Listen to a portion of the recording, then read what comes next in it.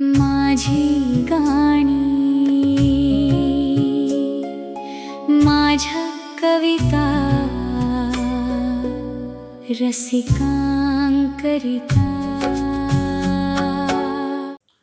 नमस्कार.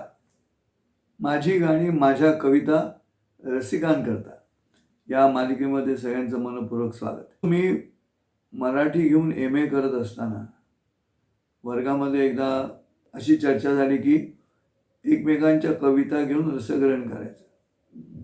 तर त्यामध्ये प्राध्यापकही सामील झाले. तर प्राध्यापकांनी माझी कविता निवडली होती आणि मग त्या कवितेचं त्यांनी रसग्रहण केलं आणि ती कविता रसग्रहण केल्यानंतर त्यात त्यांनी कवी म्हणून संजय उपाध्यायांच्या भावनांचं व्यवच्छेदक लक्षण आणि मग अर्वाचीन, प्राचीन, दृष्टांत आणि त्याचं शरीरशास्त्र एखाद्या दृष्टांताचं वगैरे वगैरे असं त्यांनी खूप गहन चर्चा केली आणि मी किती भावनिक होऊन ती कविता मला सुचली असणार असं म्हणून त्यांनी मला फार उच्च दर्जाचं कवी केलं होतं.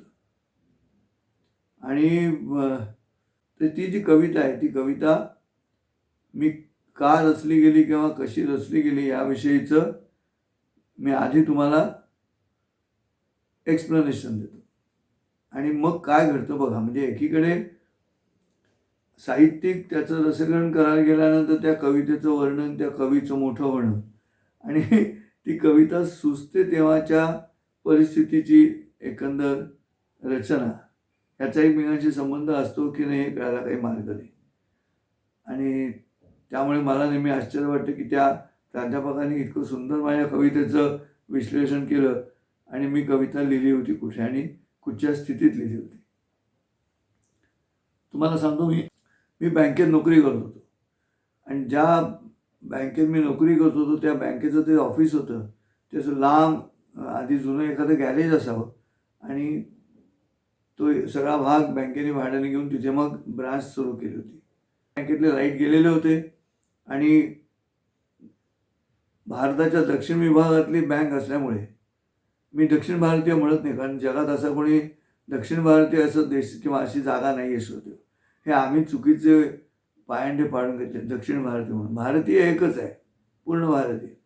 त्यामुळे भारताच्या दक्षिण विभागातली जी बँक आहे त्या बँकेचं कसं दक्षिण विभागाचं एक वैशिष्ट्य असं आहे की फारच सिन्सिअरली मंडळी कामं करतात, कारण त्यांना त्यांच्या भाषेविषयी भयंकर प्रेम असतं आणि जो माझी भाषा बोलतो तो माझा माणूस असं असल्यामुळे ना त्या बँकेतल्या कर्मचाऱ्यांचं एकमेकांशी एकदम घट्ट नातं असतं.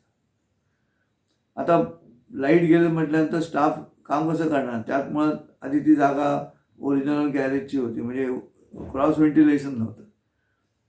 पण मॅनेजर भारताच्या दक्षिण विभागातला असल्यामुळे त्यांनी लगेच सगळ्यांना मेणबत्त्या पुरवल्या आणि मेणबत्त्या पुरवल्यानंतर सगळ्या स्टाफला प्रत्येक काउंटरवरती एक एक मेणबत्ती आणि काळ्यापिठी व्यवस्था, मेणबत्ती लावून कामं करा, लाईट गेले म्हणून काय झालं.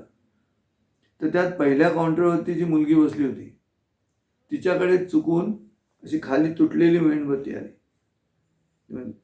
पायाशी वरती वात आणि खाली तुटलेली. तर तिने काय मेणबत्ती लावली नाही. बाकीच्या स्टाफने आपापल्या मेणबत्त्या पेटवून घेतल्या आणि जी काही कामं होती ग्राहकाशिवायची ती करायला सुरुवात केली. तर मी म्हटलं, अगं तू का नाही काम करते असं मी विचारलं सहज. तर तिने मला ती मेणबत्ती दाखवली खाली तुटलेली आणि मग तिने काय केलं होतं, काम करायचं नव्हतं ना, तर मेणबत्तीचं जे तोंड आहे त्याच्यावरती तिने टाचण्या टोचून ठेवल्या होत्या गोल, म्हणजे मध्ये वात आणि बाजूला टाचण्या, अशी ती मेणबत्ती तिने तयार केली. आणि कवी लोकांची थट्टा होते. तर तिने काय केलं, मी असं विचारल्या क्षण तिने ती मेणबत्तीची उचलून दाखवली, टाचण्या टोचलेली आणि खाली तुटलेली, आणि उपाध्ये याच्यावर कविता करा ना असं तिने थट्टा केली. सगळे हसले जोरात. मी म्हटलं करतो, मी कविता करतो, पण पुढचं काम तू करायचंस, माझं सगळं काउंटर तू सांभाळायचंस. ती म्हणाली चालेल, पण मग अट आहे. म्हटलं काय. म्हणाली 10 मिनिटात करायची. 10 मिनिटं मी घड्याळ लावते आणि तू कविता कर, मी तुझं सगळं काम करेन.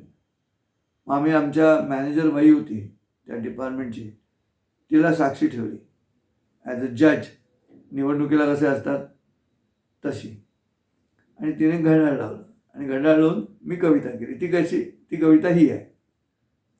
काळोख म्हणतो मेणबत्तीला मला तुझी साथ दे, सुखदुःखाच्या कवडशाना प्रकाशाचे हात दे, अंतरीच्या धाग्याला मेहनतीची वाद दे, अंतरीच्या धाग्याला मेहनतीची वाद दे, वाऱ्यावरच्या वरातीला सुदिशेची वाट दे, निज काया जाळून वरती उभं राहायचा पाया दे, निज काया जाळून वरती उभं राहायचा पाया दे, काळोखाच्या दाही दिशांना प्रकाशाची छाया दे, मौजेमध्ये फडफडणाऱ्या मेणबत्तीला धक्का बसला, मौजेमध्ये फडफडणाऱ्या मेणबत्तीला धक्का बसला, धक्का बसताच मौजाचा बत्तीचा त्या पाया खचला, मेणबत्तीच्या मृदू मुखावर दुःखावेगाची टोचणी होती, मेणबत्तीच्या मृदू मुखावर दुःखावेगाची टोचणी होती, अश्रूंमध्ये ओथंबलेली अंतरीची पापणी होती, तरीसुद्धा बत्तीने त्या खचला पाया टाकला काढून, तरीसुद्धा बत्तीने त्या खचला पाया टाकला काढून आणि पुन्हा स्वतःला जाळून घेऊन उभी राहिली नांगर टाकून, आणि पुन्हा स्वतःला जाळून घेत उभी राहिली नांगर टाकून. आणि मी ती कविता तिला दिली आणि म्हटलं चला ते कात्रीने कापून टाक आतल्या जोरावर, मेणबत्ती लाव आणि कामाला सुरुवात कर. ही मूळ घटना आहे. ही कविता रचली ते माझी. आणि मी गेलो लवकर माझा काउंटर तिच्या ताब्यात देऊन. पण जेव्हा MAच्या प्राध्यापकांनी ह्या कवितेवरती विश्लेषण केलं तेव्हा माझ्या असं लक्षात आलं की प्रत्येकजण आपापल्या दृष्टिकोनातून प्रत्येक घटनेकडे बघत असतो आणि म्हणून जग इतकं वैविध्यपूर्ण आहे. असो, आजच्या या माझ्या मालिकेच्या या भागामध्ये माझी आणि माझ्या कवितामध्ये मला असं वाटतं की आपण कवितेमागचं कारण आणि कवितेचं रसग्रहण कसं केलं जातं यातली तफावत हाही एक काव्याचा अभ्यासच आहे म्हणून तुमच्यासमोर सादर केली. आवडली असेल तर सबस्क्राईब करा, शेअर करा आणि काय नाही, आनंदात राहा. नमस्कार. माझी गाणी, माझ्या कविता रसिकांकरिता.